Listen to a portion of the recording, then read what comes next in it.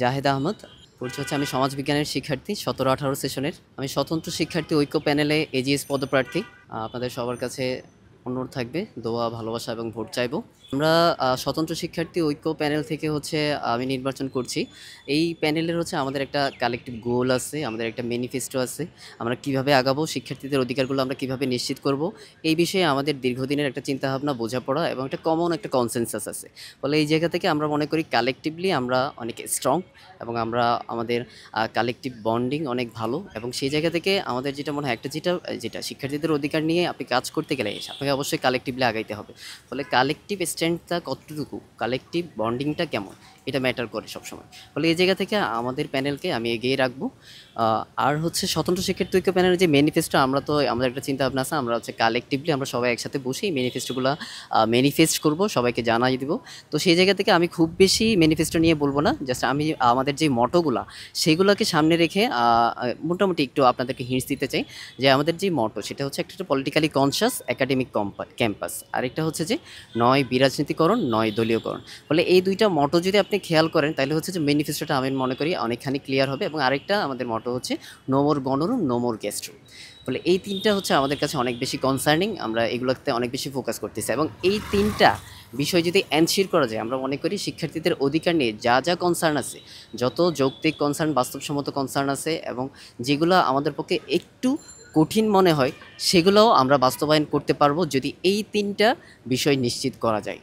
ফলে এই জায়গা থেকে আমরা আশাবাদী আমাদের এই তিনটা মটোকে সামনে নিয়ে আমরা এগিয়ে যাব এবং এই তিনটা মটো বাস্তবায়ন করার মধ্য দিয়ে নানা রকম যত অধিকার বিষয়ক শিক্ষার্থীদের অধিকার নিয়ে, শিক্ষার্থীদের স্বার্থ নিয়ে, শিক্ষার্থীদের যত যত কনসার্ন আছে সেগুলোর মতামতের ভিত্তিতে মতামত আদান প্রদান একটা ক্যাম্পাসে এক ধরনের সংলাপের পরিসর নির্মাণের মধ্য দিয়ে আমরা সেটা এনশিওর করবো এবং সেটা সেই এনশিওরেন্সের মধ্য দিয়ে আমরা আমাদের একটা বোঝাপড়া তো অবশ্যই আছে, কিন্তু শিক্ষার্থীদের বোঝাপড়াটাও তো ম্যাটার করে। ফলে শিক্ষার্থীরা কীভাবে চায়, শিক্ষার্থীরা কীভাবে তাদের অধিকারটা আদায় হোক এবং তাদের স্বার্থের জায়গাটা, তাদের কনসার্নের জায়গাগুলো কী কী, সেগুলোর জন্য আমরা আলাদা অপিনিয়ন পোল করব, অপিনিয়ন সিস্টেম থাকবে, আমাদের মেকানিজম থাকবে। ফলে সেই জায়গা থেকে আমরা মনে করি যে আমরা এখানে স্ট্রংলি হচ্ছে আমরা এই জায়গাগুলোতে কাজ করতে পারবো এবং আমরা মনে করি অ্যাজ প্যানেল আকারে আমাদের উপর আস্থা রাখা যায় এবং সকল ভোটারদেরকে, সকল সাধারণ শিক্ষার্থীদেরকে আমরা বলবো যে আপনারা আশা করি আমাদের প্যানেলের উপর আস্থা রাখবেন এবং আপনারা অবশ্যই যাচাই বাছাই করবেন যে আমাদের প্যানেলে যারা আছেন তারা কতখানি যোগ্য, তারা কতখানি আস্থাবান, তাদের পূর্ব পরিচয় কী, তাদের পূর্ব জার্নি কী, তাদের ভবিষ্যতের কর্মলক্ষ্যে তারা কতখানি অবিচল থাকতে পারে, সেই প্রত্যেকটা বিবেচনায় নিয়ে আমি মনে করি আমাদের প্যানেল শক্তিশালী এবং আমাদের প্যানেলের সেই সক্ষমতা আছে শিক্ষার্থীদের অধিকার বাস্তবায়ন করার জন্য স্ট্রংলি কাজ করার। ফলে আমি এই জায়গা থেকে আমি বিশ্বাস করি যে এই প্যানেলের মধ্য দিয়ে শিক্ষার্থীদের অধিকার বাস্তবায়ন হবে। প্রতিবন্ধকতা বলতে 2019 সালে ডাকসু নির্বাচন আর এইবারের ডাকসু নির্বাচনে প্রশাসনিক প্রতিবন্ধকতার হিসাব নিকেশ যদি আমরা করি, 2019 সালে তো এক ধরনের হচ্ছে ক্যাম্পাসে দলীয়করণ ছিল। ফলে সেই দলীয় আবর্তের মধ্য দিয়েই হচ্ছে ডাকসু নির্বাচন হয়েছে।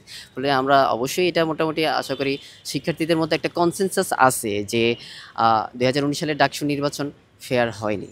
এই কনসেন্সাসটা আমি বিশ্বাস করি যে এখানে 2025 সালের ডাকসু নির্বাচনে এসে সকল শিক্ষার্থীদের মধ্যে এই কনসেন্সাস তৈরি হয়েছে যে 2019 সালের ডাকসু নির্বাচন কেমন ছিল। ফলে সেই জায়গা থেকে 2025 সালের ডাকসু নির্বাচন একটা গণ-অভ্যুত্থান পরবর্তী ডাকসু নির্বাচন।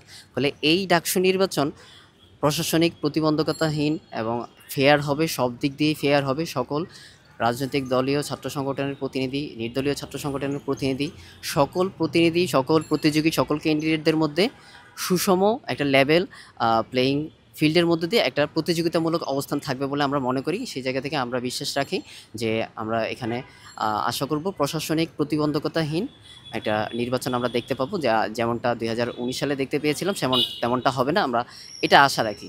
তবে যদি কোনো প্রশাসনিক প্রতিবন্ধকতা আমরা ফেসও করি, আমরা বিশ্বাস করি যে সেই প্রতিবন্ধকতাগুলো আমরা এড়িয়ে যাইতে পারবো, সেগুলোকে আমরা পেরিয়ে যাইতে পারবো এবং সেই